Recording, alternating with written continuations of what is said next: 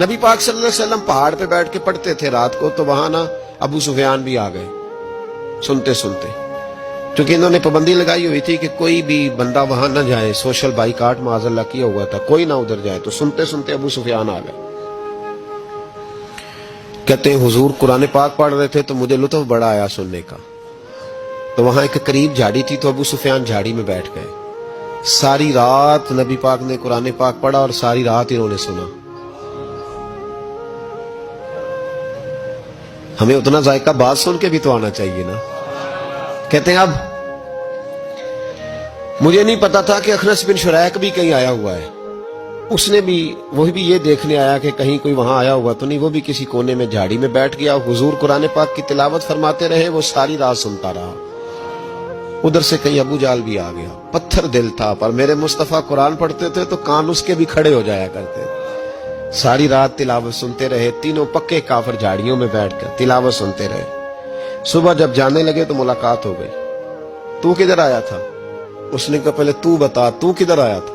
میں تو آیا تھا دیکھوں کوئی آیا تو نہیں، میں تو کدھر؟ اس نے کہا میں بھی یہی دیکھنے آیا تھا کہ یہاں کوئی آتا جاتا تو نہیں۔ ابو جال زیادہ شاطر تھا، کہنے لگا خبردار کل کوئی نہ آئے، آج تو آ گئے کل نہ ہونا۔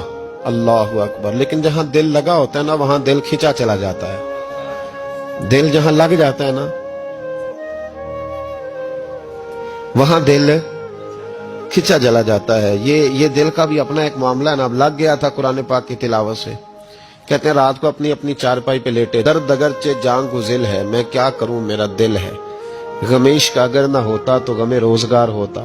اور وہ مزہ آتش نے کہا تھا، وہ مزہ دیا ہے تڑپ نے کہ میری آرزو ہے یا رب میرے دونوں پہلوؤں میں دل بے قرار ہوتا۔ کہتے ہیں کہ اگلی شام پھر آئی، وہی کیفیت، وہی انداز، وہی شوق۔ چارپائی پہ لیٹے پر کانوں میں وہ آواز رس گھولے، لیٹا نہ گیا، اٹھے پہنچے، لیکن آج جگہ بدل کے بیٹھ گئے تینوں۔ صبح ساری رات سنتے رہے محبوب کی تلاوت، صبح اٹھے تو پھر چوک میں ملاقات ہو گئی۔ تو کدھر آیا تھا؟ تو کدھر؟ ابھی بات ہونے۔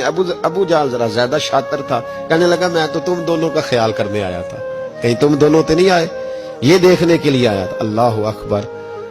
3 دن مسلسل آتے رہے اور میرے مصطفیٰ کریم کا ساری رات قرآن پاک سنتے رہے۔ اب اخنس بن شریک کہتے ہیں کہ میں پورا قریب آ گیا، میرا دل کہتا تھا کہ یہ سچے ہیں۔ کہتے میں نے تیسرے دن مشورہ کیا، میں نے کہا یار پتہ تجھے بھی ہے مجھے بھی ہے کہ نہیں آنا، پر ان کی آواز ایسی ہے، وہاں لذت ایسی ہے، نہیں نہ رہا گیا تجھ سے بھی۔ مان کیوں نہیں جاتا کہ ساری باتیں اپنی جگہ پر ان کی بات کانوں سے ہو کے دل میں اترتی چلی جاتی ہے، مانتا کیوں نہیں؟ اخنس بن شریک کہتے میں پورا قریب آ گیا، پر ابو جال نے مجھے پھر گمراہ کیا۔ کہنے لگا یار یہیں رہے ہیں، بچپن بھی یہیں گزارا ہے، معاذ اللہ 2 ہاتھ ہیں 2 آنکھیں ہیں، سارا کچھ وہی ہے، کان پٹیاں سفید ہوئی ہیں، تو کہتے میں اللہ کا نبی ہوں معاذ اللہ۔ اس نے وسوسہ اندوزی کی، تو کہتے میں پھر بیک ہو گیا۔ آپ کیوں نہیں اس شخص کو جانتے جو وسوسہ اندوزی کرتا ہے؟ آپ اس جگہ کیسے چلے گئے جہاں وسوسہ اندوزی ہوتی ہے؟ یاد رکھیں اس جگہ جائیں جہاں جانے سے دل صاف ہوتا ہے، جہاں جانے سے دل کا زنگ اترتا ہے، آپ کے وسوسے دور ہوں گے۔ وہاں جائیں جہاں ایمان کی، یقین کی، تیقن کی دولت بڑھتی ہے۔ کیوں وہاں جاتے ہو جو بیک کر دیتا ہے؟